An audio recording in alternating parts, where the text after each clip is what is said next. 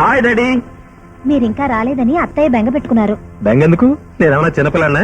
మీ అమ్మ పిచ్చిదిరా, నువ్వింకా చిన్నపిల్లాడివే అనుకుంటుంది పాపం. నువ్వెంత ఎదిగిపోయావో దానికేం తెలుసు. మంచి గంధంతో చేసిన ఈ కృష్ణుడు బొమ్మ మీకోసం తెచ్చాను డాడీ. నువ్వు వెళ్ళింది మద్రాసు కదరా, ఇవి అక్కడ దొరకవుగా. ఎక్కువగా మైసూరులోనూ బెంగళూరులోనూ కదా దొరుకుతాయి. లేదు డాడీ, మెడ్రాస్ ఎయిర్పోర్ట్ లో కూడా ఉన్నాయి. అమ్మ వసంత, వెళ్లి హీటర్ ఆన్ చేసి వాడి స్నానానికి భోజనానికి ఏర్పాటు చూడు.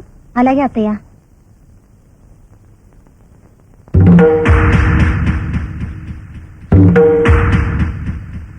ఏరా, మెడ్రాస్ ఎయిర్పోర్ట్ లో బెంగళూరు ఎయిర్పోర్ట్ ముద్రలు వేస్తున్నారా? నువ్వు వెళ్ళింది బెంగళూరు, ఉన్నది hotel holiday in room number 201 లో. Mister and Mrs doctor Venugopal పేరు మీద ఉన్నారు. Am I correct? ప్లీజ్ కొంచెం మెల్లిగా మాట్లాడండి. కోడలు వింటే దాని గుండె పగిలిపోతుంది. ఏమిటా నువ్వు చేస్తున్న పని? కుటుంబ గౌరవం మంట కలిపి మరొక ఆడదాన్ని వెంటేసుకుని ఊళ్ళు తిరుగుతున్నావా? అమాయకురాలైన నీ భార్యను మోసం చేయడానికి నీ మనసు ఎలా ఒప్పిందిరా? ఎవరా పిల్ల? ఎంతకాలం నుంచి సాగుతోంది ఈ వ్యవహారం? నేను మెడిసిన్ చదివే రోజుల్లో ఆ అమ్మాయిని ప్రేమించాను. ఆమె పేరు ప్రియ. కొన్ని అవాంతరాల వల్ల అది పెళ్లిదాకా రాలేదు. అందుకే మీకు చెప్పలేదు. ఇప్పుడు నేను లేకుండా ప్రియ బతకలేనంటోంది. నేను కాదంటే ఆత్మహత్య చేసుకుంటానంటోంది. అందుకే ప్రియని పెళ్లి చేసుకోవాలనుకుంటున్నాను.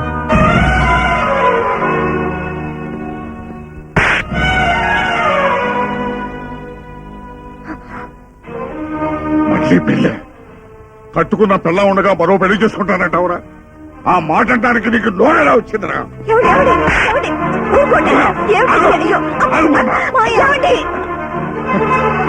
ఏమిట్రా ఇది? 10 మందికి న్యాయం పంచే ఇంట్లో నా కోడలకు అన్యాయం చేస్తావా? అందుకే నన్ను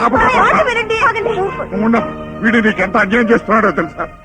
తెలుసు, నాకంతా తెలుసు. తెలుసా? ఏం తెలుసు? జరిగింది, జరుగుతున్నది కూడా. వసంతకంతా చెప్పాను. విడాకులు తీసుకున్న తర్వాతే ప్రియతో పెళ్ళని.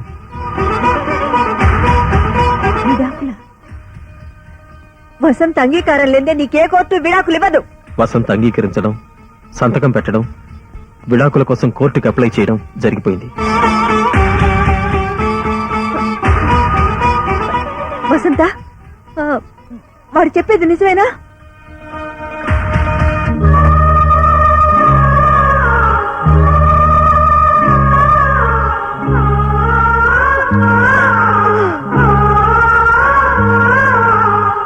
చూడండి, కన్నవాళ్లుగా నన్ను దండించే హక్కు మీకుంది.